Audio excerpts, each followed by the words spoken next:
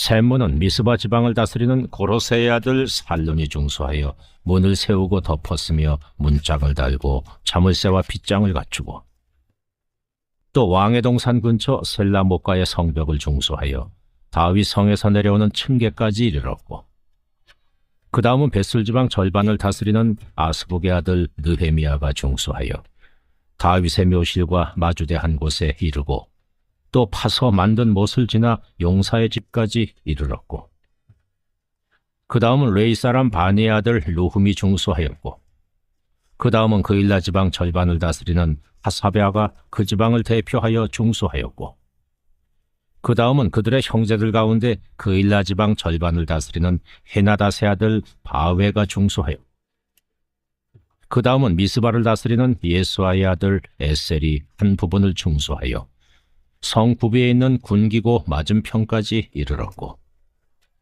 그 다음은 삽배의 아들 바룩이 한 부분을 힘써 중수하여 성 구비에서부터 대제사장 엘리야십의 집문에 이르렀고, 그 다음은 학고스의 손자 우리아의 아들 무레못이 한 부분을 중수하여 엘리야십의 집문에서부터 엘리야십의 집 모퉁이에 이르렀고, 그 다음은 평지에 사는 제사장들이 중수하였고, 그 다음은 베냐민과 하스비 자기 집 맞은편 부분을 중수하였고, 그 다음은 아나냐의 손자 마아세아의 아들 아사랴가 자기 집에서 가까운 부분을 중수하였고, 그 다음은 헤나닷의 아들 빈누이가 한 부분을 중수하되 아사랴의 집에서부터 성구비를 지나 성모퉁이에 이르렀고, 우세의 아들 발랄은 성구비 맞은편과 왕의 윗궁에서 내민 망대 맞은편 곧 시위청에서 가까운 부분을 중수하였고, 그 다음은 바로스의 아들 부다야가 중수하였고,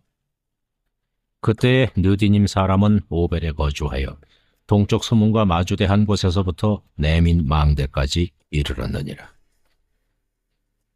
그 다음은 드고아 사람들이 한 부분을 중수하여 내민 큰 망대와 마주대 한 곳에서부터 오벨 성벽까지 이르렀느니라.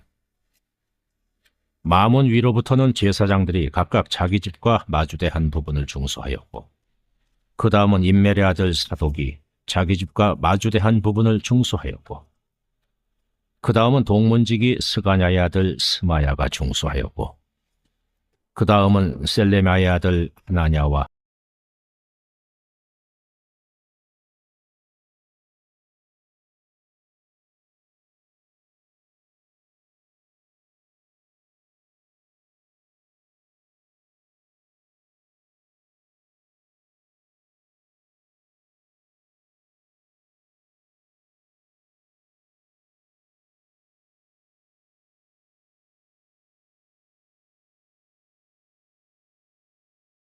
우리는 우리가 속한 다양한 곳에서 여러 모양으로 리더의 역할을 감당하며 살아갑니다.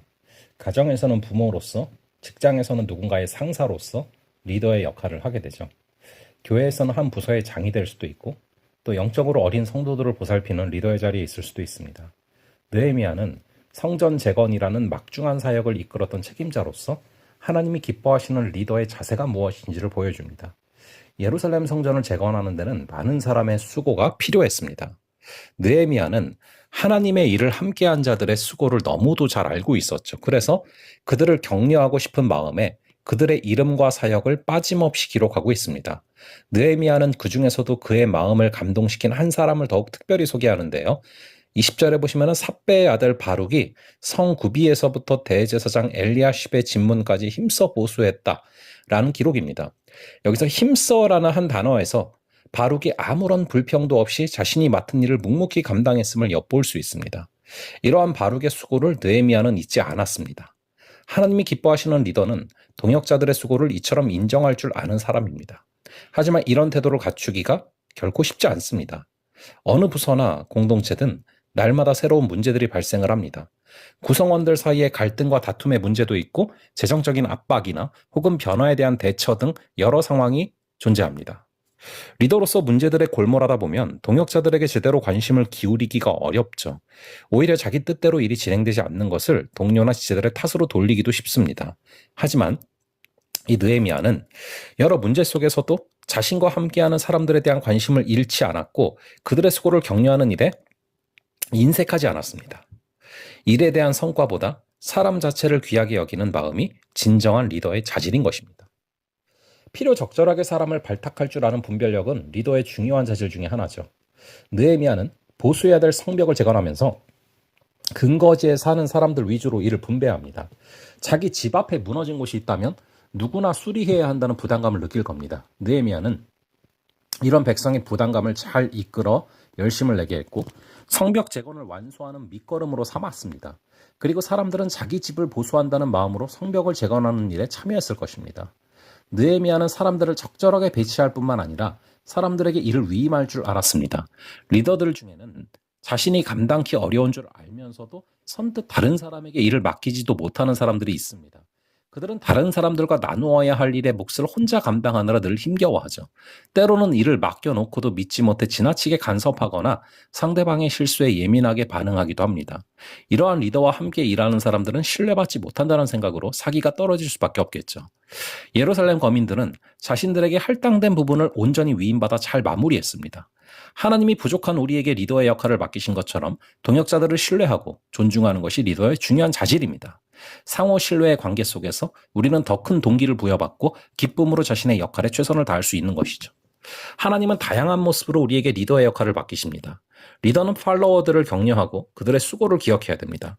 리더에게는 일의 성과를 다른 사람들의 공로로 인정하며 구성원들을 신뢰하는 넓은 마음이 필요합니다.